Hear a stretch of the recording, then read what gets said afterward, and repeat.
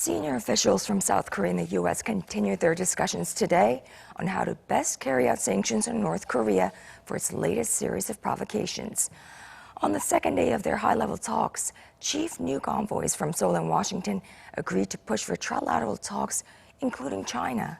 Connie Kim has this report.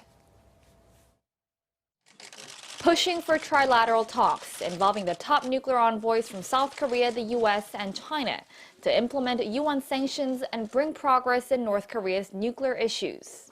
This is what South Korea's Special Representative for Korean Peninsula Peace and Security Affairs Kim Hong-Kyun and his U.S. counterpart Kim agreed to during their second round of discussions in Seoul on Tuesday.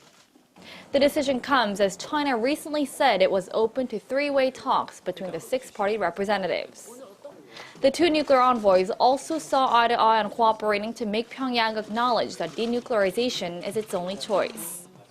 Both agreed that stern international measures should be handed down if the North carries out another provocation. Prior to the meeting, Foreign Minister Yoon Byung-se met with Kim and the State Department's coordinator for sanctions policy, Daniel Freed. Yoon called for Washington to continue its role in implementing the UN sanctions and putting all-out pressure on the reclusive regime.